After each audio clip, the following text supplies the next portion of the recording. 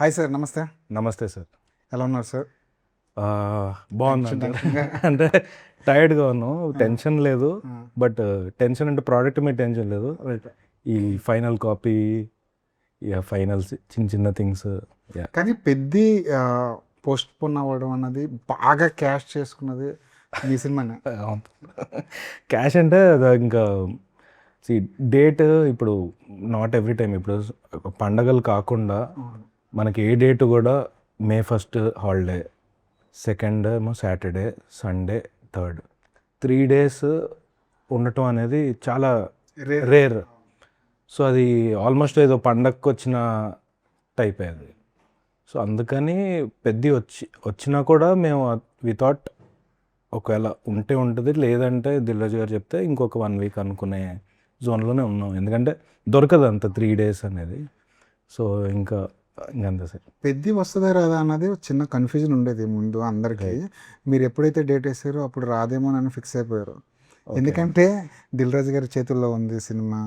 ఆయన ఒక date announce చేస్తారంటే ఆయనకి ఏదో కొంచెం అవగాహన ఉంటుంది కదా, ఏ సినిమా వస్తుంది, ఏ సినిమా. అట్లీస్ట్ మాకైతే పెద్ద అసలు లీక్లు ఏమి లేవు మీకు? లేదు, మాకు జస్ట్ ఒకవేళ మీరు 7th రెడీ ఉంటే చెప్పండి అన్నట్టు ఉండింది.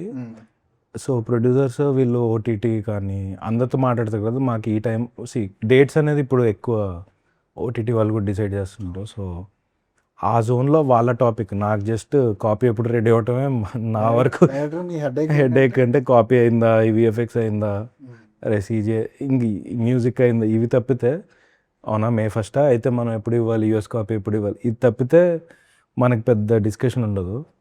సో ఈ డేట్ అన్నారని అవునా కూల్ అంతే. కానీ మీరు మెంటల్గా ప్రిపేర్ అయిపోయారండి అప్పటికి May 1 రిలీజ్ చేయడానికైనా, లేదంటే అప్పటికి మీ దగ్గర స్టఫ్ ఉందా మొత్తం సినిమా అంతా రెడీ అయిపోయి? అంటే ఎలా అయినా సార్ 7th మా డెడ్ లైన్స్ ఇవే. అవును, ఒకవేళ 7th వెళ్ళాలనుకున్నా కూడా మా అయితే ఇంకొంచెం రిలాక్స్గా 2 days ఎక్స్ట్రా టైం దొరుకుతుంది. ఎంత ఇచ్చినా ఇంకో 1 week ఉంటే ఇంకొంచెం చెక్కచ్చని ఉంటుంది. బట్ అది ఎంత డిలే అయినా ఇప్పుడు జూలైలో వస్తుందన్నా కూడా మళ్ళీ ఆ లాస్ట్ వీక్లో ఇంకొంచెం ఉంటే అనేది ఉంటుంది. సో పెద్ద సినిమాలకి చిన్న సినిమాలకి ఇదేనండి తలనొప్పి, ఏ సినిమాకైనా అదంతే సార్. ఇప్పుడు మీరు ఈ యూట్యూబ్ ఇప్పుడు వీడియో తీస్తారు, వెళ్ళేటప్పుడు ఇంకొంచెం ఏదో బెటర్, అది అప్లోడ్ అయ్యేంత వరకు, క్యూబ్కి ఎక్కేంత వరకు అదొకటి ఉంటుంది. ఇంకొంచెం టైం ఉంటే ఇంకొంచెం దాన్ని ఏదైనా అని.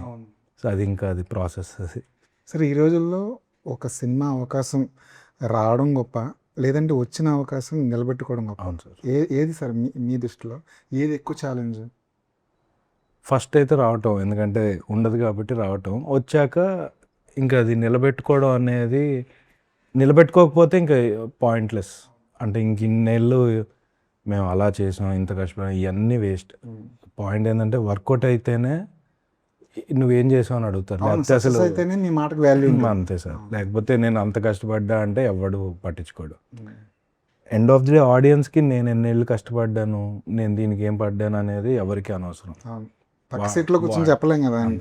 వాడు ఆ 2.5 hours చూసాక వాడు హ్యాపీ అయితేనే మన కష్టం ఉన్నా అసలు ఏ కష్టం పడకపోయినా వాడికి ఫరక్ పడదు. మీ జర్నీ ఎలా నడిచిందండి?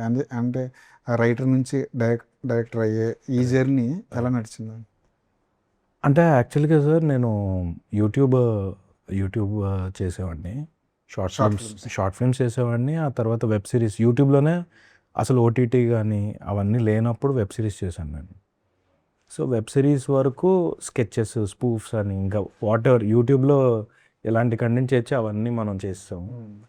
ఆ తర్వాత మూవీ ఆఫర్స్ వచ్చేవి, కానీ కొంచెం పెద్ద స్కేల్ ఉండటం వల్ల ముందుకెళ్ళేవి కాదు. ఆర్ కొంతమంది యాక్టింగ్కి ఆఫర్ చేసేవాళ్ళు, బట్ డైరెక్టర్స్కి నచ్చేది కానీ ఇక దాటి మరి ఏదో షూట్కి 1 week ముందు వద్దనేది అన్నట్టుండేది. సో ఐ థాట్ ఇంకా యాక్టింగ్ అనేది మనకి ఇప్పుడప్పుడే ఉండదు, డైరెక్షనే చేయాలి అనుకునేవాడిని. డైరెక్షన్ కూడా ఏంటంటే మీకు తెలిసిందే, లైక్ ఒకరికి పిచ్ చేస్తే బాగుంది అని అంటే 6 నెలలు ఎగిరిపోతుంది. అంటే ఒక 6 months మనం దాని మీదకి వెళ్ళి ఇది అవ్వట్లేదని తెలియడానికి 6 నెలలు పడుతుంది. సో అట్లా ఒక 2-3 సిట్టింగ్లు పడ్డాయంటే 1-2 years లేచిపోతాయి. ఏమైందంటే రోజు మనకి ఇంకో నెల 2 monthsలో సినిమా అనేలా ఉంటుంది. చూస్తే 2 ఏళ్ళు అయిపోయి ఉంటుంది. సో అలా అయిపోయి వాట్ ఎవర్ రీజన్స్ ఇక్కడ దాకా ల్యాండ్ అయిపోయాను. అది ఎన్నేళ్ళ జర్నీ అది? సో నేను 2010లో షార్ట్ ఫిల్మ్ చేశాను సార్. అప్పుడైతే ఒక 2 ఏళ్లలో సినిమా తీసేద్దాం అనుకున్నాను. 2026 వచ్చాను. సో 16 ఏళ్ళు అయిపోయింది సార్. 16 ఏళ్ళు. 16 ఏళ్లలో చాలా కథలు రాసుకుని ఉంటారు, చాలా కథలు ఇదిగో అదిగో అనేటప్పటికి ఏళ్ళకి గడిచిపోయాయి. సో ఇప్పుడు ఆ కథలన్నిటి మీద అంతే ప్రేమ ఉందా ఇప్పటికి? అంతే సార్. అవునా? నేను మొన్న ఎవరో అడుగుతుంటే నేను నెక్స్ట్ ఏంటి అంటే 2, 3, 4, 5 ఉంది, ఫస్టే అవ్వట్లేదు ఇంకా అని చెప్తుంటే జోక్ చేస్తుంటాను. అంటే సార్ అది ఇప్పుడు జనరల్గా ఒక సినిమా చేస్తాం, బట్ ఇది దీనికంటే బిగ్గర్ సినిమా అంటే ఫస్ట్ సినిమాకి అవ్వదు ప్రాక్టికల్. సో అలాంటి థింగ్స్ ఉన్నాయి. కొన్ని చిన్న సినిమాలు ఉన్నా దానికి కావాల్సిన బ్రాండ్ ఉండే యాక్టర్ కావాలి ఆర్ వాట్ ఎవర్, ఏదో ఒక రీజన్ సార్. ఇంకా టైం మనకి టైం వచ్చేంత వరకు అవ్వదు అంటారు కదా, అది పాయింట్. అవి యూట్యూబ్లో సక్సెస్ఫుల్గా కొన్ని షార్ట్ ఫిల్మ్స్ చేశారు, కొన్ని వెబ్ సిరీస్ ఫార్మాట్లో కొన్ని చేశారు. ఆ వరల్డ్ ఎలా ఉండేదండి? ఆ వరల్డ్ ఎలా ఉండేది? మీరు ఒక యూట్యూబ్లో ఒక షార్ట్ ఫిల్మ్ తీసిన తర్వాత అప్లోడ్ అయిన తర్వాత డైరెక్టర్ని అయిపోయిన అన్న ఫీలింగ్ ఉండేదా? లేదు సార్. నేను 2010 అప్పుడు షార్ట్ ఫిల్మ్స్ అనేదే తెలియదు.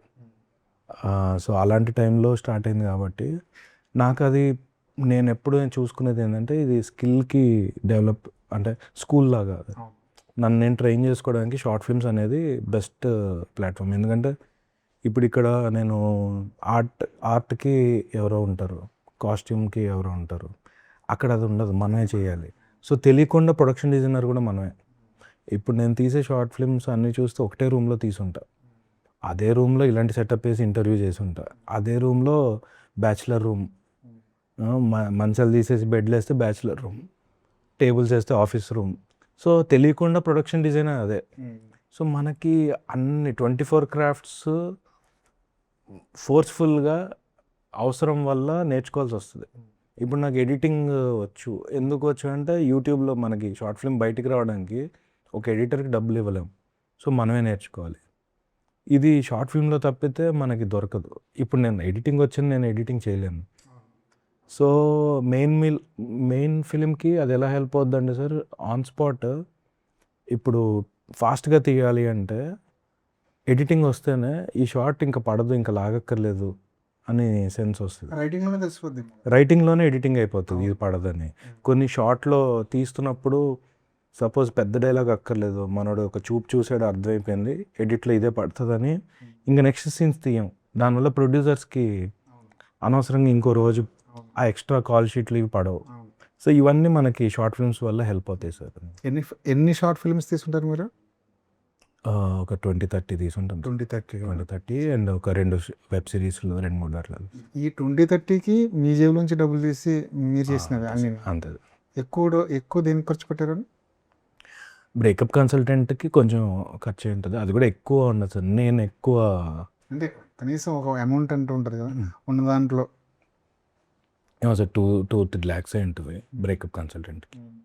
అది కూడా ఎందుకంటే నేను కెమెరా అంటే నేను ఎలా చేసేవాడిని అంటే సార్, నాకు ఫ్రెండ్స్ యూఎస్లో ఫ్రెండ్స్ ఉండేవాళ్ళు, వాళ్ళు కొంచెం మనీ ఫండ్ చేసేవాళ్ళు. అండ్ నేను వెడ్డింగ్స్ కొన్ని తీశాను. అంటే వెడ్డింగ్ ఫోటోగ్రాఫర్గా రెగ్యులర్గా చేసేవాడిని కాదు.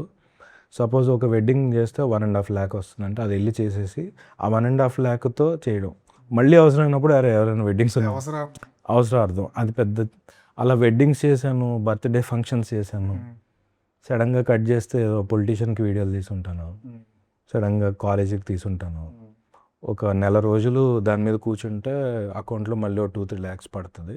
ఇంకా అంతే, ఒక 6 నెలలు ఆ డబ్బులు తీసుకెళ్ళి ఇవి తీస్తూ ఉంటాను. ఇవి అయిపోతున్నాయి అంటే కానీ మళ్ళీ ఎవడైనా ఉన్నాడా, ఆ కాలేజ్ మళ్ళీ 1 year అయింది, నెక్స్ట్ ఇయర్ కొత్త ఫోన్ చేసి ఈ ఇయర్కి మళ్ళీ కావాలంటే కావాలంటాడు, మళ్ళీ వెళ్తాం, ఒక 50,000 ఏదో పడేది అట్లా. సో అలా చేసి అంటే రెవెన్యూ జనరేట్ అయ్యేది కదండి షార్ట్ ఫిల్మ్స్ వల్ల. యూట్యూబ్ నేను తీసినప్పుడు అయ్యేది కాదు. నేను కరెక్ట్గా ఇంక దీంట్లో రెవెన్యూ లేదు అని ఆపాక జియో వచ్చింది. సో జియో రాకముందు ప్రీ జియో ఎరాలో తీసేవాడిని. సో అందుకని దాంట్లో పెద్ద రెవెన్యూ వచ్చేది కాదు. బట్ ఈటీవీ ప్లస్కి వెళ్ళినప్పుడు కొంచెం ఏదో చిన్న అమౌంట్స్, ఏదో పెట్టిన 2 lakhs ఏదైతే ఉంటే అవి వచ్చేవి, కానీ మళ్ళీ అవి ఖర్చు అయిపోయేవి. కానీ ఇప్పుడు మీరు రీల్స్ చేసినా సరే, ఇప్పుడు షార్ట్స్ చేసినా సరే, యూట్యూబ్ నుంచి రెవెన్యూ అండ్ ఆల్సో ఇన్ఫ్లుయెన్సర్ అయితే రెవెన్యూ ఇప్పుడు మనం కూడా ఏదైనా ప్రమోట్ చేయండి, ఒక రీల్ పెట్టండి అంటే వాళ్ళు డబ్బులు అడుగుతారు. ఒకప్పుడు అలా కొలాబ్ అనే పదంతో హ్యాపీగా అందరం చేసుకునేవాళ్ళం. బట్ ఇప్పుడు ఆడ చిన్న పోస్ట్ షేర్ చేయాలంటే డబ్బులు, ఫోటో దిగాలంటే డబ్బులు, అలా ఉంది. ఈ ఫెసిలిటీస్ అన్నీ మీకు అప్పుడే ఉంటే ఇన్ని పనులు కూడా చేసి ఉండాల్సిన మనం అవసరం ప్రొడ్యూస్ లేదు. చేస్తాం సినిమా, అంత డబ్బులు సంపాదించేసాం. షార్ట్ ఫిల్మ్స్ బాగా తీసిన వాళ్ళు డైరెక్టర్లు అయ్యారు, వెబ్ సిరీస్లో కంటెంట్ ఇచ్చిన వాళ్ళు బాగా డైరెక్టర్లు అయ్యారు. కానీ వాళ్ళలో కొంచెం చూస్తే సక్సెస్ రేషియో కొంచెం తక్కువ. ఓకే, ఎందుకు అంటే వెబ్ ఫార్మాట్ వేరు, యూట్యూబ్ ఫార్మాట్ వేరు, ఈ థియేటర్ ఫార్మాట్ వేరు అనుకుంటారా? ఫార్మాట్కి సంబంధం ఉండదు సార్. మనం తీసే కథ ఆ పర్టికులర్ టైంలో రిలేటబిలిటీ బట్టి ఉంటుంది. ఇప్పుడు నేను ఈ కథకి ఏం చేయాలో అది చేస్తుంటాం. అది ఎంతవరకు అవుద్దో ఎవరికి మనం గెస్ కొట్టలేం. అండ్ ఐ డోంట్ థింక్ సక్సెస్కి షార్ట్ ఫిల్మ్ మేకర్కి సంబంధం ఉండదు. యా, అంటే ఇప్పుడు అసిస్టెంట్ డైరెక్టర్గా చేసి వస్తే హిట్ అవుతాయి అట్లా ఏం లేదు. అది వాళ్ళ పర్టికులర్ స్కిల్, ఆ particular timing of the film, hero, ఆ పర్టికులర్ మార్కెట్, ఇంకా చాలా అసలు షార్ట్ ఫిల్మ్స్ స్కిల్ బేస్డ్ అంతే. అంతే. అంటే మీరు ఒక ప్రొడ్యూసర్ దగ్గరికి అప్రోచ్ అయ్యేటప్పుడు మీ కథతోటి నీ ఎక్స్పీరియన్స్ ఏంటి అని అడిగితే షార్ట్ ఫిల్మ్స్ అని ధైర్యంగా చూపించుకునే వాళ్ళ? అంటే ఇది షార్ట్ ఫిల్మ్ స్టార్ట్ అయ్యాక సార్ వాళ్ళే పిలిచేవాళ్ళు. షార్ట్ ఫిల్మ్ చూసి మీ దగ్గర ఏమైనా కథ ఉందా అని పిలిచేది. సో ఎప్పుడు మనం వెళ్ళి పిచ్ చేసేది ఉండదు, ఏదైనా వాళ్ళే పిలిచి. కాకపోతే నాకు నువ్వు తీయగలుగుతావు అని తెలుసు, ఈ కథ ఇప్పుడు నేను తీయలేను అలా ఉండేది. ఎప్పుడు కూడా నువ్వు ఎలా చేస్తావు అనేది ఎప్పుడు లేదు. ఎందుకంటే ఇనఫ్ సరిపోతుంది, మనం తీసిన కంటెంట్ తీయగలుగుతాడు లేదా అని తెలియడానికి అయితే సరిపోతుంది. సో ఎప్పుడైనా సరే అది విజిటింగ్ కార్డ్ అది, బట్ అది క్రెడిట్ కార్డ్ అయినప్పుడు హెల్ప్ అవుతుంది. కరెక్ట్. పవన్ సాధినాథ్ గారితో ఎప్పుడు మీకు పరిచయం? ఇది బేసిక్గా పవన్ కానీ, తరుణ్, హుసేన్ షకీర్ అని, సుజిత్, మేమంతా ఒక టైంలో షార్ట్ ఫిల్మ్ చేసాం కదా. కలవకపోయినా కూడా నైస్ షార్ట్ ఫిల్మ్ బ్రో అని ఇప్పటికీ సుజిత్ ట్రైలర్ వచ్చిన నైస్ ట్రైలర్ అని చెప్తాడు. నేను కూడా సాహో అంటే మేము షార్ట్ ఫిల్మ్ కూడా నైస్ షార్ట్ ఫిల్మ్ భయ్యా అనుకున్న వాళ్ళం. తర్వాత తను సాహోకి పెట్టాను, గుడ్ అట్లాంటి రిలేషన్. అంటే అందరికీ ఎక్కడో ఒకటి పరిచయం ఉంది. ఎవరి ట్రావెల్ మేము దగ్గర నుంచి దూరం నుంచి చూస్తుంటాం. సో తెలియకుండా పవన్ అనేది నాకు 10 years పరిచయం అటు ఇటుగా. సో 10 years బ్యాక్ నుంచి బాగా పరిచయం. మేము కలిసి ఏదో చేద్దాం అనుకుంటూ ఉండేవాళ్ళం ఇప్పుడు. సో తను ఏదైనా ఆల్మోస్ట్ తను చేసే ప్రతి కథ నాకు తెలుసు. కొన్ని ఏమైనా నాకు టైం ఉన్నా లేకపోతే నాకు కుదిరినా నేను అందులో రైటింగ్ కూర్చునేవాడిని. ఒక వెబ్ సిరీస్ కమిట్మెంటల్ అని తను తీశారు, దానికి నేనే రైటింగ్. సో ఎక్కడో అలా ఇన్ రోడ్ పరిచయం, గట్టిగా చేద్దాం అనుకుంటూ ఉండేవాళ్ళం. బట్ ఇంకేదో సినిమా, తను ఆకాశంలో తార కాకుండా ఇంకేదో సినిమా చేద్దాం అనుకున్నాడు. ఆ టైంకి నేను దానికి రైటింగ్ చేస్తాను, అది అవ్వలేదు.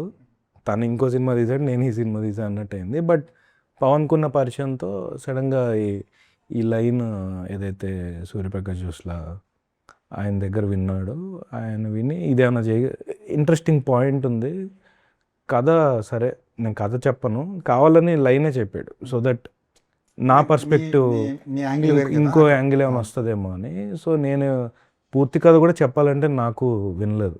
ఒక్కసారి ఆయన్ని కలిశాను, నేను అప్పటికే ఇంకో కథ రాసాను. సో నేను ఆయన కథ చెప్తుంటే కూడా ఇట్స్ ఓకే నేను ఆపేశా, ఎందుకంటే నేను ఇంకో జోన్లో ఉన్నా. ఆయన కథని మళ్ళీ ఆయన కథ నేను మ్యాచ్ అవుతుందా లేదా అని నేను ఆయన్ని, నాకు పాయింట్ వర్క్ ఏదైతే ఉందో, థ్యాంక్ యూ నాకు పాయింట్. ఎందుకంటే ఒక్కొక్కసారి కథ మనం ఏమైనా రాయొచ్చు, బట్ ఆ ఇంట్రెస్టింగ్ పాయింట్లోనే మ్యాజిక్ ఉంటుంది. ఆ మ్యాజిక్ మనం పట్టుకున్నాం. సో అందుకే లైక్ అదే ఎక్కడ ఏమవుతాయో తెలియదు ఇప్పుడు ఆయన.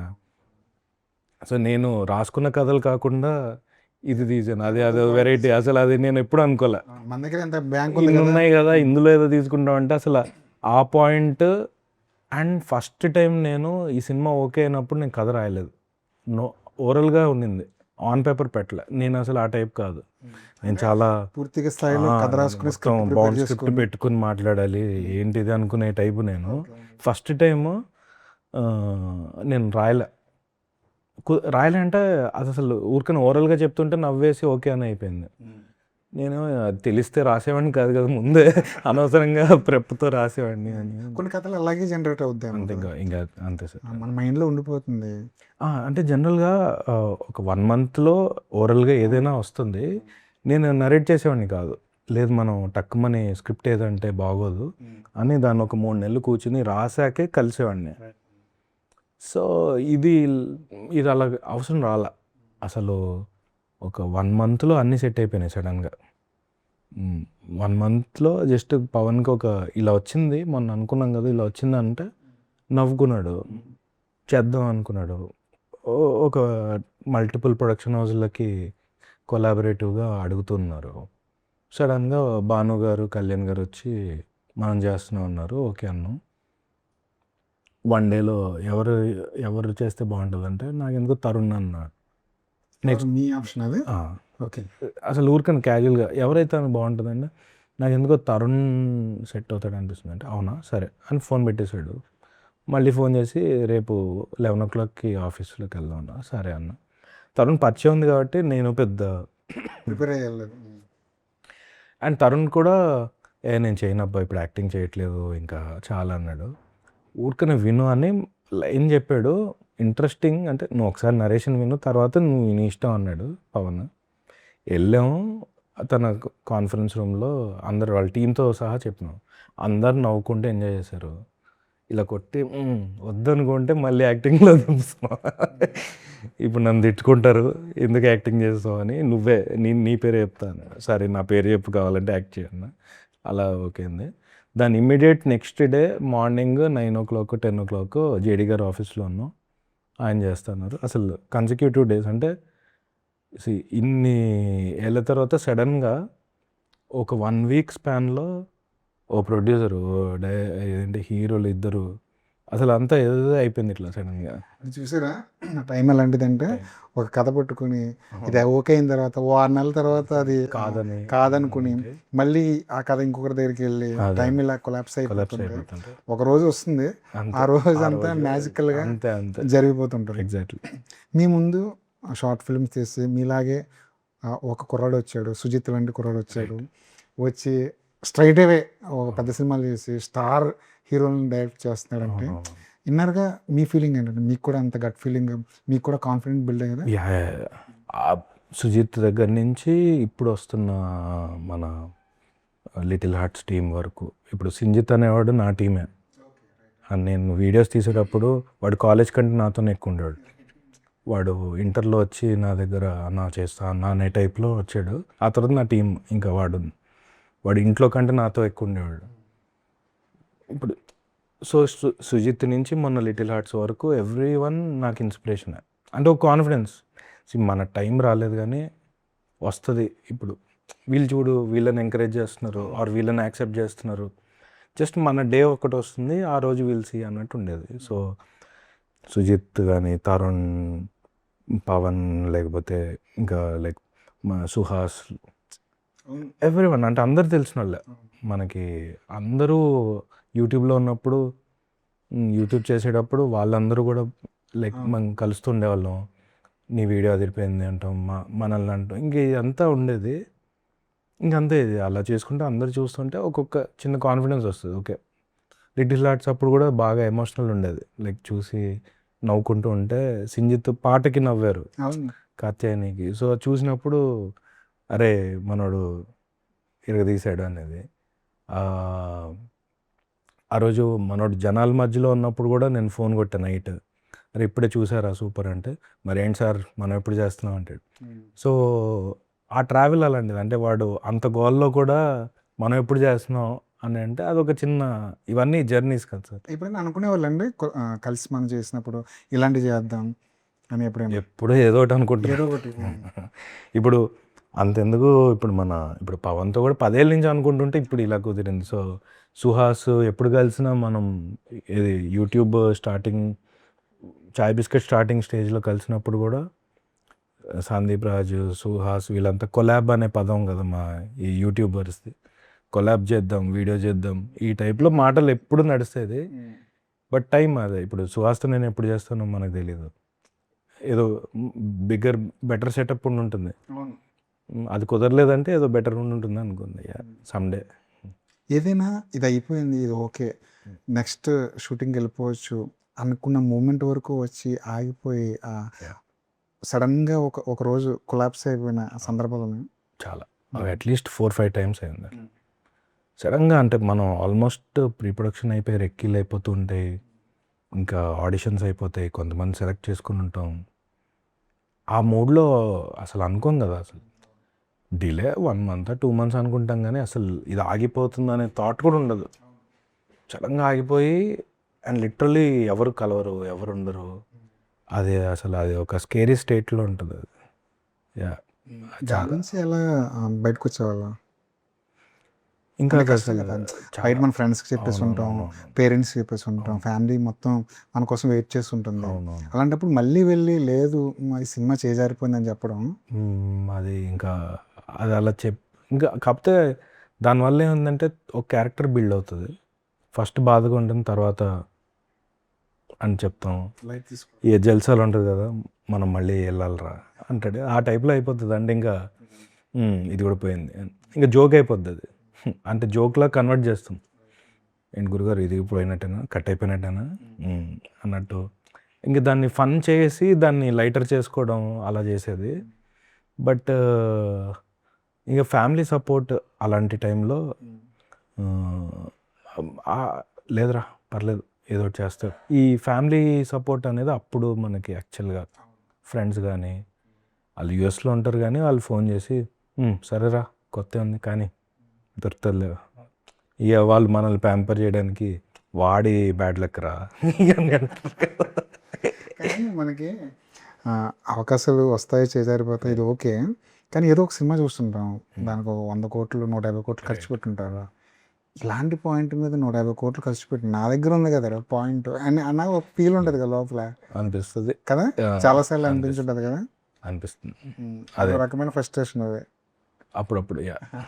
అంటే ఎందుకురా మనం ఏదో తక్కువలో తీసేవాళ్ళం కదా ఎందుకు అన్నట్టు ఉంటుంది, అదైతే ఉంటుంది. అంటే ఇంకా అది ఆ పర్టికులర్ ఫేజ్లో వై అన్నట్టు ఉంటుంది. 2010 నుంచి 2026 అంటే దాదాపు 16 ఏళ్ళు సస్టైన్ అవ్వడం కూడా చాలా, అదే నమ్మకంతో వస్తుంది మనకంటూ ఓ రోజు వస్తుంది అని సస్టైన్ అవ్వడం ఒకటి. మధ్యలో మీ లైవ్లీవుడ్ ఉంటుంది కదా, దాన్ని ఎలా? అదే సార్, ఈ కాలేజ్ వీడియోస్ తీయడం, వెడ్డింగ్స్, ఎప్పుడైనా ఏదైనా చిన్న చిన్న రైటింగ్స్, ఏదో అంటే ఆ పర్టికులర్ టైంకి మన అంటే బెస్ట్ పార్ట్ ఏంటంటే ఇంట్లో వాళ్ళు సపోర్ట్ ఉంది. Support in the sense food ఇల్లు, ఇంట్లో ఉంటాం కాబట్టి ఫుడ్ ఇల్లు గడిచిపోద్ది, నా ఖర్చులకి నేను సంపాదించుకుని సర్వైవల్ అంతే. ఇక మరీ ఒక్కొక్కసారి ఇలా ఎలా ఉంటుందంటే మనకి చూస్తారు డాడీ, మనం పెద్ద అడగం అనమాట. ఇక చూసి వీడు అడగట్లేదు ఎక్కడికి వెళ్ళట్లేదు అంటే వీడి దగ్గర రాదు అని టంగని ఒక 5,000 10,000 పడతాయి అని అప్పుడు వేసుకుని వెళ్తారు. అట్లా మళ్ళీ బండి తీస్తాం, ఎందుకంటే పెట్రోల్ మనం 4 సార్లు వెళ్తే బండి పెట్రోల్ అయిపోద్ది.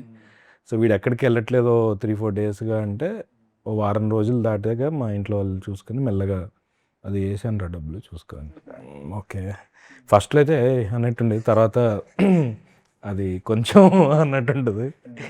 ఇంకా అంతే అది. అంటే వాళ్ళకు కూడా ఎక్కడో నమ్మకం, ఇప్పుడు ఇన్నేళ్ళు స్టిక్ ఆన్ అవుతున్నాం అంటే ఏదో ఒక డే వస్తుంది, ఆ డే తర్వాత మారుతుంది అనే హోప్. అంతే. రైటర్గా వాల్యూ ఉందండి బయట, అంటే ఒక సినిమా కూడా పనిచేసాడు, రైటింగ్ టీంలో ఉన్నాడు, వాడి ఎఫెక్ట్ ఉంది సినిమాలో, వాడి ఇన్పుట్స్ ఉన్నాయి అని చెప్పేసి వాడిని గుర్తించి వాడికంటూ వాడి క్రెడిట్ ఇవ్వడం కానీ డబ్బులు ఇవ్వడం కానీ, ఇది ఎంతవరకు 100% జరుగుతుంది ఇక్కడ? రైటర్కి అసలు వాల్యూ లేదు. సో ఈ పర్టికులర్ సినిమా వరకు అయితే మనం పాయింట్ తీసుకున్నందుకు క్రెడిట్ ఇచ్చాం, మంచి డబ్బులు ఇచ్చారు, నాకంటే ఎక్కువ ఇచ్చారు. సో నేను director, writer, acting, choreography, lyrics అన్నీ రాశాను. దానికంటే ఆయనకి మంచి పేమెంట్, అదొక్కటే సాటిస్ఫాక్షన్. ఏంటంటే ఫుల్ స్టోరీ కాకపోయినా పాయింట్ తీసుకున్నందుకు, ఎందుకంటే ఇప్పుడు ఆ పాయింట్ మనం వాడాక ఆ స్టోరీ వాడలేరు ఇంకా. ఇట్స్ లైక్ ఆ పాయింట్ లేకపోతే సినిమానే లేదు. ఆ పాయింట్ లేకపోతే సినిమా లేదు, ఆ స్టోరీ కాదు ఇది. సో ఇప్పుడు మనం తీసాక ఆ పాయింట్ వాల్యూ లేదు. సో ఈక్వలెంట్ టు స్టోరీ తీసుకుంటే, ఆయన స్టోరీ రాస్తే ఏంటో అదే ఇవ్వడం జరిగింది. సో అది లైక్ గుడ్.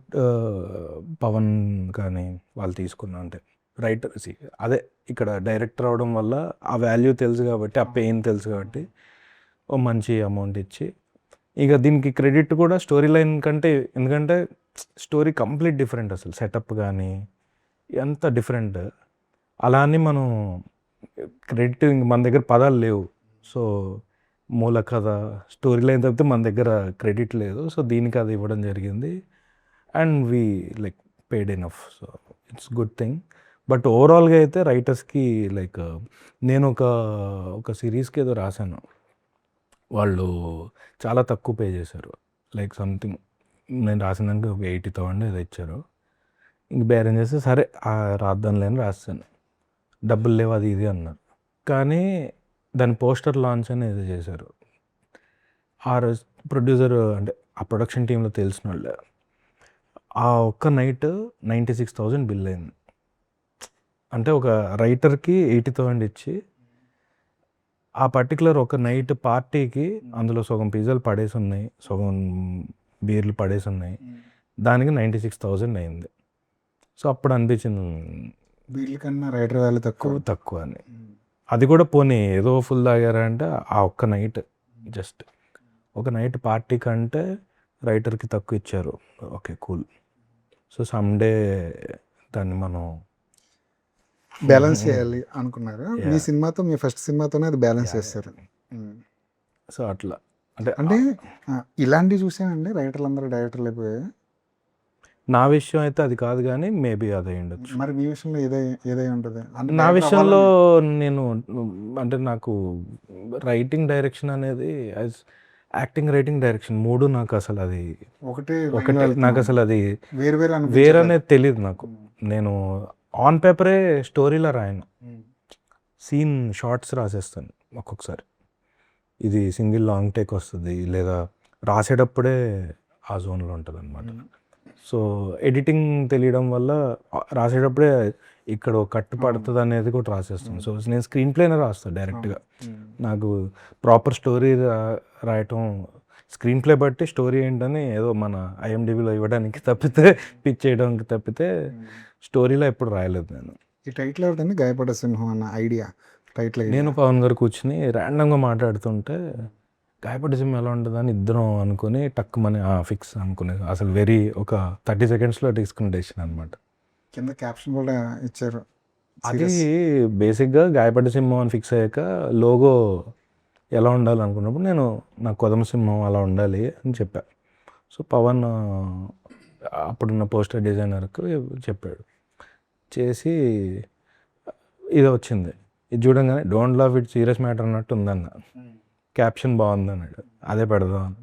సరే ఫోన్ పెట్టన్నాడు, ఫోన్ పెట్టి దాని కింద అది రాసేసి మళ్ళీ పెట్టేసి. సో ఇట్స్ లైక్ అలాంటి డెసిషన్స్ అనమాట. బాలయ్య ఫ్యాన్స్ ఏమనుకుంటారు అన్న థాట్ కూడా లేదా? మనం రోజు బాలయ్య బాబుని మనం లైఫ్లో ఒక పాట కింద చేసుకుంటాం. బాలయ్య బాబే ఎన్నోసార్లు మనకి ఏమంటారు, నేను ఒక నిత్యావసర వస్తువుని అని, నటుడు అన్నవాడు నిత్యావసర వస్తువులు అని ఆయన స్టేట్మెంట్, అంటే ఆయన ఫేమస్ స్టేట్మెంట్ అది. సో ఆయన అదే కాదు, ఇప్పుడు మనం డైలీ లైఫ్లో మన పార్ట్ అది. ఆయన ఏదైనా అన్నారంటే మనం వాడేస్తాం. అది లైక్ పేటెంట్ మనకే మందది, అది ఆయనది కాదు. ఆయన అనేసాక ఆయనది కాదు, అది మందది.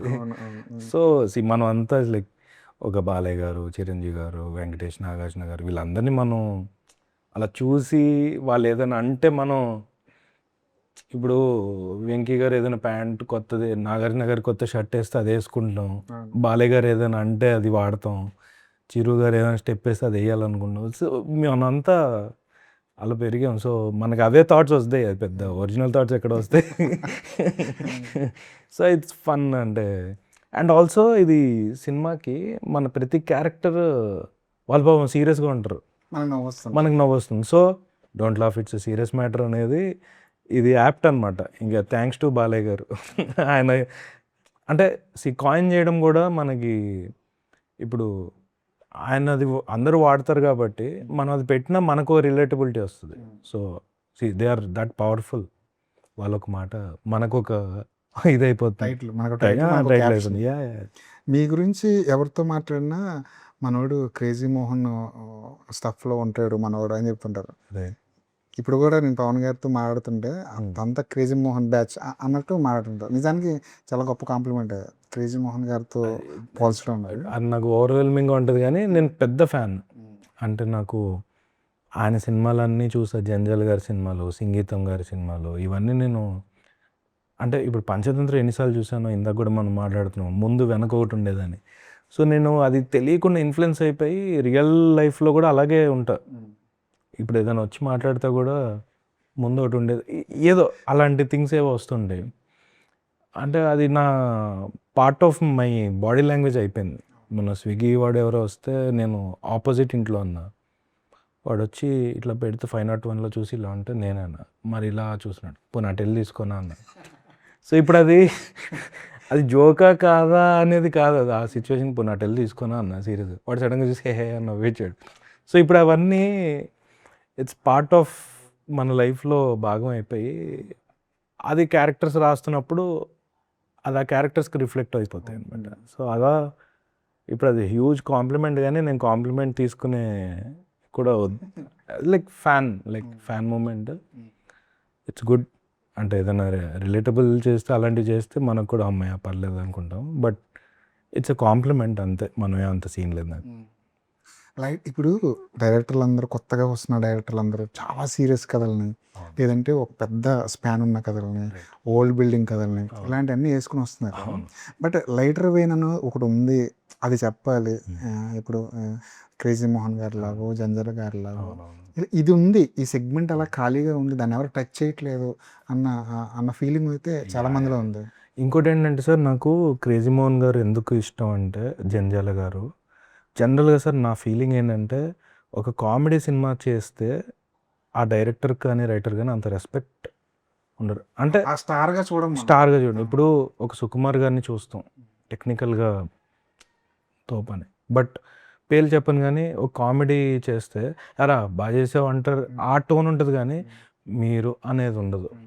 నాకెక్కడో అది కొంచెం అది ఓన్లీ క్రేజీ మోహన్ గారు ఆయన రాసిన కానీ, లేకపోతే మన జంజాల గారికి, ఇప్పటికీ జంజాల గారి గురించి మాట్లాడతాం, ఆ రెస్పెక్ట్ నాకెందుకో కామెడీ సినిమా కామెడీ ఉంటూ రెస్పెక్ట్ ఏం చేయాలి అనేది ఒక చిన్న, అంటే ఫ్లోలో చెప్తున్నాను బట్ లోపల ఉన్నది.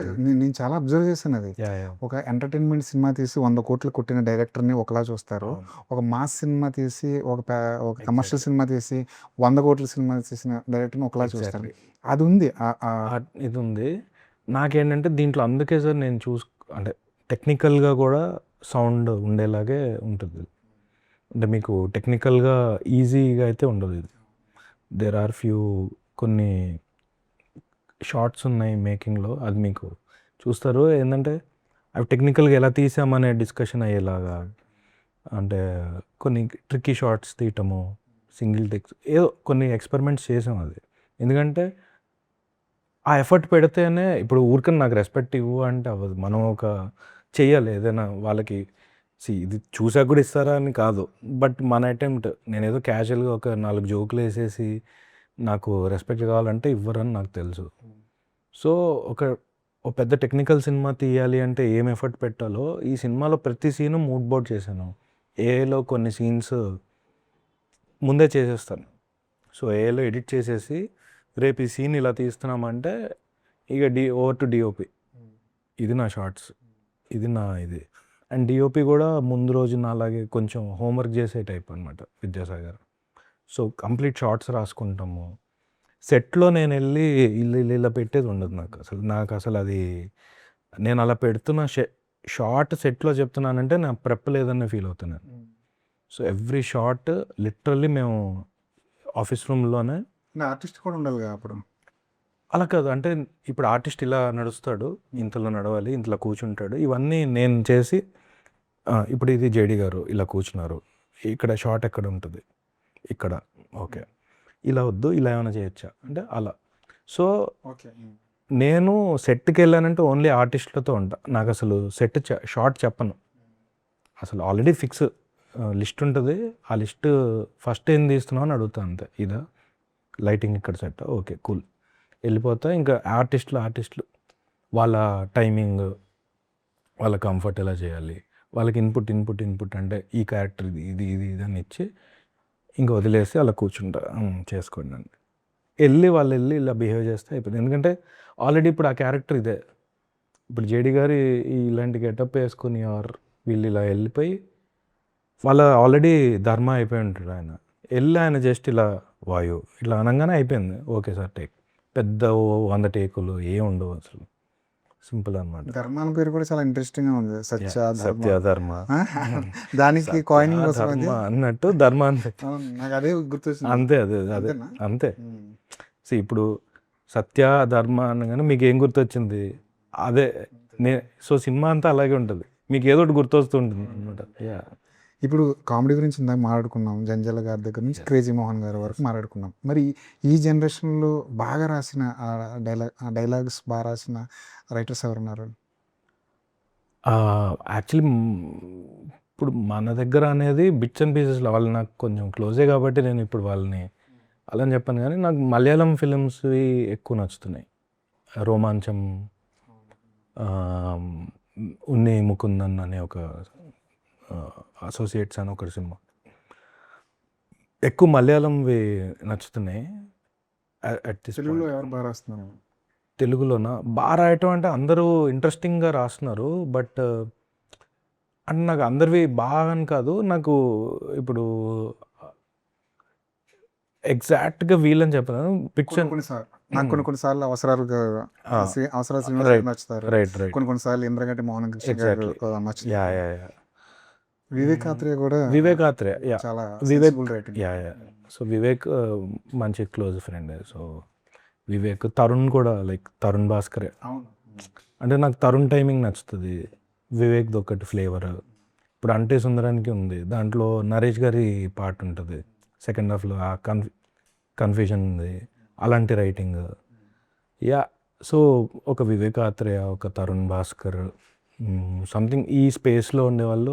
నాకు అనుదీప్ నచ్చుతాడు, వేరే అంది. సో ఇప్పుడు ఏంటంటే వీళ్ళు ఇది అని చెప్పలేను, బట్ ఒక వివేకాత్రేయలో కొన్ని థింగ్స్ నచ్చుతాయి, అనుదీప్లో కొన్ని థింగ్స్ నచ్చుతాయి, తరుణ్లో కొన్ని నచ్చుతాయి, అలా. సో అందరం బిగినింగ్ హార్డ్లీ 3-4 ఇయర్స్ కాబట్టి ప్రామిసింగ్. ఇప్పుడు రితేష్ రా అన్నది ఒకటి ఉంటుంది, సో మత్తు వదలరా బాగా, అదొక టైప్ ఆఫ్ థింకింగ్. కానీ నాకు మీరు లిస్ట్ సడన్గా లిస్ట్ చెప్తుంటే కామెడీని టోటల్గా మార్చి కొత్తది ఏదో చూపించడానికి ఒక బ్యాచ్ ఏదో ట్రై చేస్తుంది అనిపిస్తుంది. మీరు చెప్తున్న పేర్లన్నీ చూస్తుంటే ఈ జనరేషన్ వాళ్ళే, ఇప్పుడు సినిమాలు తీస్తున్న వాళ్ళే. అంటే ఇప్పుడు మీరు వాళ్ళని అడిగినా మోరర్లెస్ ఇదే ఇన్ఫ్లుయెన్స్ చెప్తారు. వాళ్ళు జంధ్యాల గారనో లేకపోతే క్రేజీ మోహన్ గారు. మనకి ఏమవుతుందంటే మేము షార్ట్ ఫిల్మ్స్ తీస్తూ ఎవరు అని ఇన్ఫ్లుయెన్స్ అయ్యే టైంలో నేను చూసింది వాళ్ళు చూసుంటారు. సో వాళ్ళ వర్జన్ ఆఫ్ క్రేజీ మోహన్, నా వర్జన్ ఆఫ్ క్రేజీ మోహన్ వస్తారు బయటికి. సో ఇప్పుడు రితేష్ది ఒకటి ఉంటుంది, అదొక టైమింగ్, అనుదీప్ ఓ టైమింగ్, వివేకాత్రే ఓ టైమింగ్, తరుణ్దో టైమింగ్, అన్నీ నచ్చుతాయి. దీంట్లో ఏంటంటే బెస్ట్ పార్ట్ నాదేంటంటే నేను జనరల్గా నాకంటూ ఒక టైమింగ్ పక్కన పెడితే నాకు నచ్చినవన్నీ నేను తీసేసుకోండి. ఇప్పుడు తరుణ్కి ఒక టైమింగ్ ఉంటే మనకు తెలుసు, నాది అలా కాదు. నాలో తరుణ్ ఉంటాడు, రోజు రితేష్ ఉంటాడు, అనుదీప్ ఉంటాడు. అది నా అడ్వాంటేజ్ డిసడ్వాంటేజ్ తర్వాత తెలుస్తుంది. కానీ ఇప్పుడు తరుణ్ స్టోరీ ఏదైతే ఉందో అదొక జానర్, ఈయనదో జానర్. సో నేనేం చేస్తా, ఇప్పుడు కీడాకోలలో కొన్ని పార్ట్స్ నాకు బాగా నచ్చుతాయి, ఆ స్పేస్ ఇక్కడ పెట్టచ్చు అనుకుంటా, అంటే ఈ టోన్లో అది ఇది అలా ట్రీట్ చేయొచ్చు అనుకుంటా. సో అంటే ఒకదానికి ఇదే ఒక ఫిక్స్ అవ్వకుండా ప్రధానికి ఫిక్స్ అవ్వకుండా అల్టిమేట్గా ఎంటర్టైన్ చేయడమే కావాలి అంతే కదా. అంతే అది. అంతే. అంటే నాకంటూ ఒక స్టైల్ ఫస్ట్లో లేదు, ఇప్పుడు అవన్నీ కలపడం నా స్టైల్ ఏమో. రైట్. అదొక కొత్త స్టైల్ అదో స్టైల్ ఏమో తెలియదు. యా మామూలుగా అయితే కొత్త డైరెక్టర్ ఒక సినిమా చేస్తున్నాడంటే ఆ, దాన్ని ఏమంటారు, డామినేషన్ చేయడానికి చాలామంది ట్రై చేస్తుంటారు. రైట్. మీకు ఆ స్కోప్ కూడా ఉంది, ఈ సినిమాలో అంత స్కోప్ కూడా ఉంది యాక్చువల్గా. ఎందుకంటే పవన్ ఒక డైరెక్టర్ ఉన్నాడు, జేడి ఒక డైరెక్టర్, తరుణ్ భాస్కర్ ఆల్రెడీ ఆయన ఒక డైరెక్టర్. డైరెక్టర్. సరే, ఇంతమంది డైరెక్టర్ సెట్లో ఉన్నప్పుడు అప్పర్ హ్యాండ్ చూపించుకోవడానికి రకరకాల ప్రయత్నాలు జరుగుతుంటాయి. పైగా మీరు న్యూ కమర్, మీరు ఫస్ట్ సినిమా డైరెక్టర్, కాదని చెప్పలేం, నో చెప్పలేం అవునవును. కదా. దాని నుంచి దాటుకుని ఎలా బయటకు రాగలిగారు? అంటే నేనేం క్లియర్ చేశానంటే, నాకు మీరు ఏదున్నా స్ట్రైట్ అవే చెప్పారు. స్ట్రైట్ అవే చెప్పండి. నేను అదే టైప్. నేను అసలు అంటే వర్క్ విషయంలో నేను నార్మల్గా చాలా మొహమాటం. వర్క్ విషయంలో నాకు అసలు నాకు ఒకటి నచ్చలేదంటే పవన్ కూడా నాకు నచ్చట్లేదు అని చెప్పే టైప్. అది హర్ట్ అవుతారా లేదా అనేది కూడా ఉండదు. అంటే అక్కడ పెట్టుకోను. నేను ఓపెన్గా చెప్తా, సార్ హర్ట్ అయితే మా అయితే ఈరోజు ఈవినింగ్ సార్, రేపు మార్నింగ్ మళ్ళీ మాట్లాడుకుంటాం. ఇలాగే చాలాసార్లు చెప్పాను. మీరు నన్ను ఇప్పుడు తిట్టుకోండి, ఏముంది నన్ను తిట్టుకోండి, రేపు మార్నింగ్ కరెక్ట్ అనిపిస్తే చేద్దాం, లేకపోతే నాకు అనిపించిన అంతే. So it's a collaborative work and నేనేంటంటే ఐఎమ్ ఓపెన్ ఫర్ థింగ్స్ అనమాట. నాకు ఇదే కావాలని ఉంటుంది, మీకు ఏం కావాలో చెప్పండి, నా వర్జన్ ఇస్తాను. అది ఫస్ట్లో అంటే పవన్కి తెలుసు కానీ వేరే వాళ్ళకి అంత తెలిసేది కాదు. ఏంటిడు అదో టైప్లో ఉన్నాడు అన్నట్టు ఉండేది. నేను తర్వాత వాళ్ళకి అర్థమైపోయింది. సో వాళ్ళ పాటికి వాళ్ళు చెప్తారు, ఇలా అనిపిస్తుంది ఏమంటావు అని. ఓకే, నేను ఆలోచిస్తా అని నా వర్జన్, మీరు ఏదైతే వెళ్తుంది అంటున్నారో అది నా వర్జన్లో ఇస్తా అంట, వాళ్ళకి నచ్చేది. సో స్టార్టింగ్లో కొంచెం వాళ్ళకి అర్థమైంది కదా నాకు చెప్పచ్చా లేదా అని ఉండేది. బట్ అదే ఇంకా సింక్ కదా సార్, ఒక టీం అవుతున్నప్పుడు it's collaborative work. And best part ఏంటంటే తరుణ్ కానీ జేడి గారు కానీ ఎవ్వరు అసలు ఎప్పుడు ఒక్క ఇది కూడా చెప్పలేదు. బట్ నేను ప్రొడ్యూసర్స్ కానీ వాళ్ళందరూ కూడా, వాళ్ళు ఇప్పుడు భాను గారు కూడా వాళ్ళు ముందే చెప్పారు, మేము కథ మేము మా ఇన్పుట్స్ ఇస్తామని. ఐ వాజ్ ఆల్వేస్ ఓపెన్ అనమాట. సో మొహం మీద చెప్పేస్తాను, సార్ ఇది క్రేజీ ఉంది, నేను వాడతాను, ఇది చేంజ్ చేస్తాను అని. కొన్నేమో నాకు వర్క్ కాలే అని చెప్తా.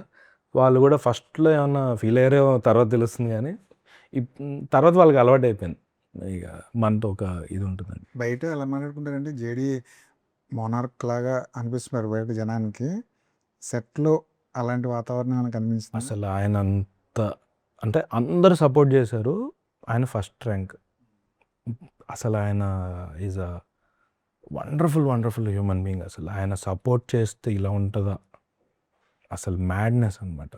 అస్సలు మీకు నేను మొన్న కూడా ఎక్కడో చెప్పాను అనమాట, లైక్ షర్ట్ చేంజ్ చేసుకోవడానికి క్యారవాన్కి వెళ్తే లేట్ అవుతుందని ఒకసారి అడ్డం నుంచి ఉండని మార్చుకున్నాను. నాకు ఎవరు చేస్తారు సార్, మీకు ఐడియా ఉంటుంది ఇంతమంది? No, never.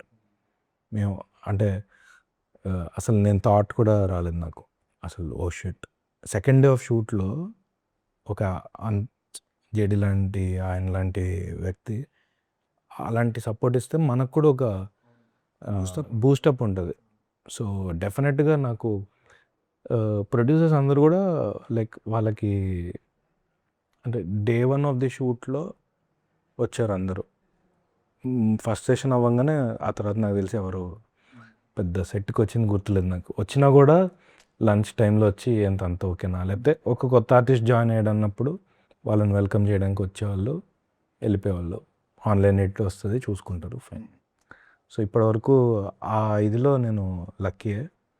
ఏదైనా ఉన్నా కూడా ఐ వాజ్ ఆల్వేస్ ఓపెన్ అనమాట. ఇప్పటికీ లైక్ ఎడిట్లో ఏదైనా ఒక సీన్ కావాలా వద్దా అంటే నేను పవన్కి వదిలేసాను అది.